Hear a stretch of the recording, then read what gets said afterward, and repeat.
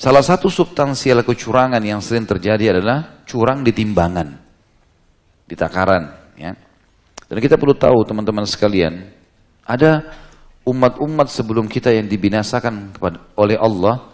Kalau yang dinukil dalam Al-Quran, tentu masih banyak yang mungkin tidak dinukil dalam Al-Quran. Karena Allah memang mengatakan, baik ada di antara nabi-nabi sudah kami ceritakan kepada Muhammad, dan masih banyak yang belum kami ceritakan. Dari 124.000 nabi, di antaranya 313 rasul, yang kita wajib imani 25 nabi dan rasul. Dari 124.000, cuma 25 orang yang disebutkan. Masih banyak yang kita tidak tahu ceritanya nih. Gitu kan? Tapi salah satu yang disebutkan tentang kisah kaumnya Nabi Saleh, kaum Thamud. Tahu apa sebabnya teman-teman sekalian mereka dibinasakan? Yang paling menonjol, curang di timbangan. Curang di timbangan. Mungkin teman-teman tahu kalau sudah umum, misalnya orang beli buah-buahan, curang di timbangan gitu kan. Alhamdulillah sekarang sudah ada yang digital, mungkin jauh lebih baik. Kalau yang dulu masih manual, sering ditaruh magnet, ya, supaya bisa menarik, ya, atau ditambah beban, atau diubah jarumnya, dan segala macam hal. Hanya untuk mendapatkan sekian tambahan gram. Ya. Ini semua haram dalam Islam, tidak boleh. Curang dalam takaran dosa besar. Gitu kan? Dan kaum Thamud, kaumnya Nabi Saleh, dibinasakan oleh Allah justru hanya karena itu menonjol pada mereka. Jadi orang kalau masuk pasar di kaum Thamud, mereka sudah tahu dia akan ditipu oleh orang. Karena dia juga menipu orang. Gitu kan? Jadi satu masyarakat itu, kecuali yang beriman sama Allah, sudah saling menipu. Mencurangi takaran ini adalah sudah kebiasaan mereka. Ada kan biasa juga, kalau sekarang lebih berkembang kalau di zaman modern, ditulis netonya 1 kilo atau 1 apalah ya. Ternyata sebenarnya isinya tidak seperti itu. Mestinya kalau mau jujur, misal isi murni, sardennya, apalah yang di dalam itu, misal ini kita anggap 1 ons misalnya, maka itu kan 100 gram, dia mestinya menulis bahwasanya ini sebenarnya isi bersihnya sekian, kalingnya lain lagi. Contoh saja, mestinya dia seperti itu. Ya, walaupun ada produk yang begitu ya, isi bersih sekian, berarti mungkin di luar dari kalengnya gitu. Jadi kalau dia beli, kalau dia jual ribuan kaleng, berapa banyak yang dia tipu orang. Mestinya harus begitu ya. Saya pernah mampir di salah satu pasar, pas lewat, saya turun dari kendaraan, ada penjual buah di pinggir jalan. Saya melihat timbangannya aneh ini. Kemudian karena setiap orang beli, ada orang lewat beli 1 kilo, misalnya beli pada saat itu anggurnya, pasti orang itu begitu lihat dikembalikan, nggak jadi. Saya coba mampir, saya lihat, memang betul. Kelihatannya kalau anggur itu kita timbang maksimal 0,5 kilo. Tapi kalau dia jual sekilo, ya, sekian langsung ditaruh, dikasih. Saya melihat ini kecurangan ini. Gitu. Semoga Allah kasih hidayah. Tapi ini nggak boleh. Cuma subhanallah ada orang yang kebal, walaupun orang banyak lihat, enggak saya nggak jadi, tetap aja dia jual dengan begitu. Dan berapa sih keuntungan yang akan didapatkan? Sayang sekali. Kita ini harus hati-hati teman-teman sekalian, karena hampir semua yang menyebabkan umat sebelum kita dihukum ada sama kita loh sekarang. Kecurangan dalam timbangan dan takaran di umat Muhammad SAW ada ini. Kaum Nabi Saleh, kaum Thamud. Kaumnya Nabi Lut karena homoseksual. Di sekarang kita ada homoseksual. Pembangkangan terhadap risalah Rasul, banyak orang yang bangkang dengan risalah Rasul, bahkan luar biasa, ahli membuat-buat. Ya. Apa saja kita lihat penyebab umat-umat dibinasakan, penyembahan berhala, sampai pengikutnya Nabi Nuh ditenggelamkan. Baik, semua ada ini. Ini berarti semua penyebab umat sebelum kita disiksa ada ini, harus hati-hati. Kemungkinan kata ulama yang membuat kita ini tidak dibinasakan sama Allah, karena ada satu kaidah sederhana, kalau kemungkaran masih lebih sedikit daripada kebaikan, maka Allah tidak binasakan. Allah belum, tapi kalau dibalik kasusnya, kemungkaran sudah lebih banyak, dan ini juga diam saja, maka baru kebinasaan didatangkan. Ini penyebab-penyebab banyak sekali sebelum kita, teman-teman sekalian. Saya juga pernah dapat berita dari salah satu kerabat saya, tinggal kebetulan di Sulawesi Selatan. Dia bilang, waktu saya cerita tentang masalah ini, dia bilang, kecurangan banyak sekali, termasuk Waktu itu kebetulan dia tinggal di daerah yang banyak menjual coklat, ya. Buah coklat. Dia bilang kalau ditimbang itu seringkali mereka datang rame-rame, orang-orang yang mau curang, yang mau beli ini, yang mau jual ini, seakan-akan tuh pegawainya. Kalau kita mau beli, ditaruh timbangan, biasanya pegawainya banyak kelilingin timbangan. Rupanya ada di antara mereka yang sudah diatur memang sengaja menginjak dengan kakinya. Timbangan itu dari daerah yang kira-kira nggak kelihatan oleh pembeli. Sehingga kelihatan lebih berat. Sekian kilo, misalnya satu karung isinya 20 kilo. Masih baru 18 bisa jadi 20 kilo gara-gara diinjak sama di kakinya. Dan itu sudah hal yang biasa. Untuk apa teman-teman? Untuk dapat 2 kilo, nilai 2 kilo. Berat sekali hukumannya ini. Ya, berat hukumannya. Imam Az-Zahabi rahimahullah mengangkat satu dalil saja dalam masalah ini. Tapi memang dalil ini sudah cukup sebenarnya untuk memberi peringatan kepada kita. Jangan pernah curang teman-teman sekalian. Dan usahakan adil, ya, jujur. Bahkan kalau kita beli produk, masuk ke toko, kemudian ternyata dia memberikan produk 2 biji, kita cuma beli 1, kembalikan barang itu. Itu Allah akan melapangkan dada kita luar biasa. Ini nanti saya akan ceritakan, ada pengalaman saya pribadi dalam masalah itu, saya bacakan dulu ayatnya. Diceritakan atau disampaikan oleh Allah dalam surah Al-Mutaffifin ayat 1 sampai ayat 6. A'udzubillahi minasyaitonirrajim. Wailun lil mutaffifin alladzina idza iqtalu 'alan nasi yastawfun wa idza kaluhum aw wazanuhum yukhsirun. Ala yadhunnu ulaika annahum mab'utsun liyaumin 'adzim yauma yaqumun nasu lirabbil alamin. Kecelakaan besarlah bagi orang-orang yang curang, yaitu orang-orang yang apabila menerima takaran dari orang lain, maka mereka minta dipenuhi. Kalau dia yang transaksi, dia minta dipenuhi. Dan apabila mereka menakar atau menimbang untuk orang lain, maka mereka menguranginya. Tidakkah orang-orang itu yakin bahwa mereka akan dibangkitkan pada suatu hari yang besar, yaitu ketika manusia berdiri menghadap Rabb semesta alam. Dan itu, kata beliau Imam Az-Zahabi, adalah salah satu bentuk pencurian dan pengkhianatan, juga memakan harta dengan cara batil. Jadi curang dengan timbangannya sendiri dosa.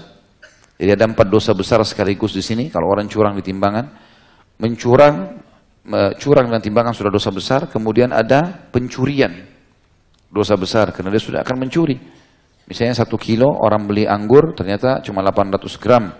Maka 200 gramnya itu dia seperti mencuri. Jadi sudah curang, sudah dosa, mencuri dosa, pengkhianatan terhadap orang yang sedang belanja, dan memakan harta dengan batil.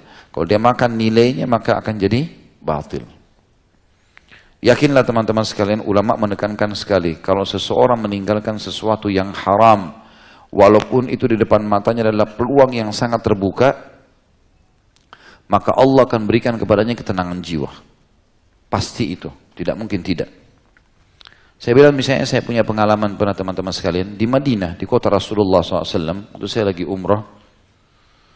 Kemudian saya masuk ke satu apotik, waktu itu ada keperluan mau beli, pasti dekat temboknya Masjid Nabawi. Waktu saya masuk, saya sempat bicara sama apotekernya orang Mesir, beli obat kalau tidak salah waktu itu, terus dia bilang, ini ada promo gitu. Di antaranya ada sikat gigi yang pakai baterai, sehingga otomatis gitu kan. Tapi 1 dus besar, mungkin bisa sampai 2 kali buku ini dusnya, atau lebih besar gitu. Saya juga bilang sama dia, kenapa sikat gigi sampai seperti ini besar dusnya? Ya. Dia bilang ini ada pengganti sikatnya begini, begitu, segala macam dirincikan. Ini akan menghilangkan karang gigi, banyak promosinya. Terus saya bilang berapa harganya? Harganya kalau tidak salah, saya lupa, antara 400 atau 500 real satu begitu. Kok mahal sekali ini? 1,5 juta uang kita kan. Terus dia bilang, ini memang begini harganya, hampir seluruh dunia standar harganya. Merek terkenal memang. Tapi akan memberikan manfaat begini, dan saya sudah pakai sekian tahun. Baiklah saya bilang, saya beli aja buat saya 1. Saya ambil, gitu kan. Begitu dia hitung, lihat di komputernya, ternyata di situ ditulis diskon 70%. Tadinya nggak ada diskon, saya mau beli biasa saja. Jadi harga hampir 500 real itu turun, cuma 30% dibayar. Ya kurang lebih mungkin harganya sisa 100 realan sekian. Terus dia bilang sama saya, ini diskon ini.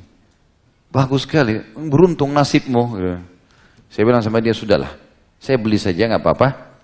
Terus kemudian saya bilang, saya ambil sekalian, saya tambah aja. Saya beliin ayah saya beliin istri saya belilah beberapa. Dan waktu itu cuma tinggal tiga biji. Dia bilang, saya kasih kamu 2, yang satu saya juga mau beli sendiri, kata apotekernya. Karena belum pernah ini diskon sebesar ini. Saya bilang sama dia, oke lah, tidak ada masalah. Saya ambil 2 lah. Saya ambil 1, saya buat dengan ayah saya.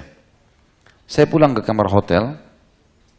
Sebelum saya keluar saya bilang, tolong saya pesan lagi ya.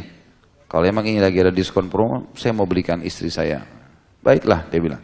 Saya datang besok, nanti habis duhur. Waktu itu kebetulan habis subuh. Ya. Nanti saya datang habis duhur. Dia bilang, baiklah. Saya pulang kamar hotel. Saya coba, emang bagus sikat giginya gitu kan. Lebih nyaman. Lebih tidak perlu juga gusi juga nggak luka karena dia berputar sendiri, banyak hal yang utamanya. Setelah itu saya bilang sama istri saya, ini saya akan beli begini-begini, baiklah. Saya datang lagi duhur, begitu saya datang duhur teman-teman sekalian, dia bilang sama saya masuk mana sudah ada pesanan? Dia bilang, saya sudah pesan, tapi perlu kamu tahu, ternyata ada kesalahan di komputer. Itu diskon 70% itu salah, kesalahan di perusahaan. Jadi ini 70% ini sebenarnya tidak diskon. Terus gimana? Ya sudah, perusahaan bilang itu sudah rezeki kamu, karena tadinya memang kesalahan perusahaan. Tidak usah dikembalikan. Tapi kalau mau beli lagi, harus harga normal. Terus saya bilang sama dia, kan sudah sepakat, saya sempat kasih DP kalau nggak salah, waktu itu saya kasih uang, nanti supaya saya tinggal ambil saja. Dia bilang, walaupun sudah kasih uang muka, dia bilang tetap ini sudah diskon, ini diskonnya salah. Saya bilang, baiklah, sekarang siapa yang tanggung? Saya bilang kerugian 70% dari 2 yang saya sudah ambil. Dia bilang perusahaan yang tanggung, karena kesalahannya perusahaan sendiri. Saya bilang enggak usah. Saya akan kembalikan yang saya ambil itu, saya ambil 1 dengan harga normal. Dia bilang kamu kembalikan, saya bilang saya kembalikan. Karena sekarang saya sudah tahu kalau perusahaan kamu rugi. Kalau saya tidak tahu mungkin lain, tapi saya sudah tahu. Dan saya tidak mau ada masalah di hari kiamat dengan masalah seperti ini. Saya kembali ke hotel, saya ambil sikat gigi, saya kembalikan. Saya cuma ambil 1 saja. Itu teman-teman sekalian pengalaman saya pribadi. Begitu waktu awal mau kembalikan itu, ada gejolak dalam jiwa. Saudara, kan kesalahan perusahaan, tidak apa-apa. Biarin aja. Toh juga mereka sudah maafkan. Tapi sisi yang lain jiwa saya mengatakan tidak.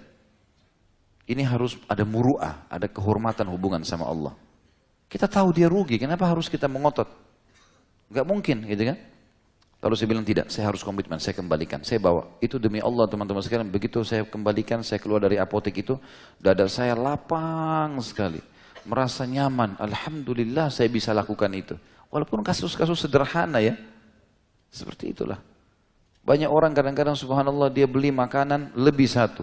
Tidak berpikir untuk kembalikan. Siapa suruh dia salah taruh. Atau apalah bahasanya gitu kan. Tidak boleh. Haram dalam Islam. Bagaimana kita bisa makan yang haram itu. Ya. Jadi masalah menjaga muru'ah hubungan dengan Allah subhanahu wa ta'ala. Maksud dalam hal ini juga teman-teman sekalian. Kalau kita menemukan sesuatu. Dan itu sifatnya benda punya nilai. Jangan diambil. Sudah pernah saya ingatkan. Jangan diambil. Ketemu uang, ketemu dompet. Ketemu handphone, tidak usah disentuh, biarin di tempatnya. Nanti orangnya datang ambil sendiri, karena ini namanya luqatah, gitu kan? Luqatah, ini masuk dalam bab penipuan, kadang-kadang orang tidak paham.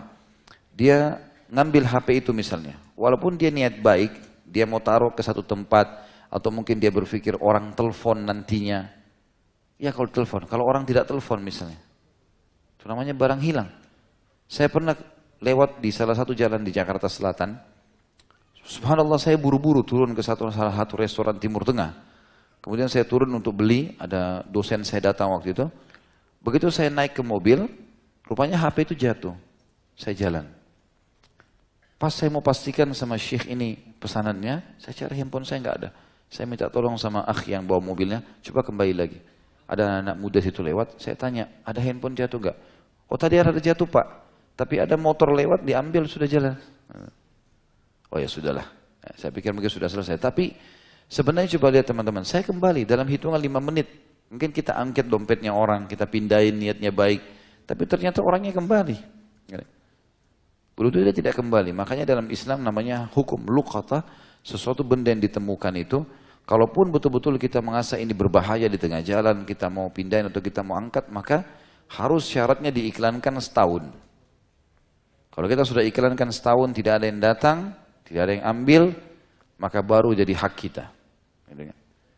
Tapi jangan sengaja tidak diiklanin. Bawa pulang ke rumah, taruh di laci, jadiin aja setahun, gitu kan. Tidak boleh. Hukumnya haram ini. Gitu kan. Jadi harus difahami poin-poin seperti ini teman-teman sekalian supaya hati-hati dan carilah rezeki yang halal karena Islam membolehkan kita cari dan tidak ada batasnya, dan gunakan juga pada tempat yang benar, ya, sumber yang benar, sistem yang benar, produk yang benar supaya memang betul-betul semuanya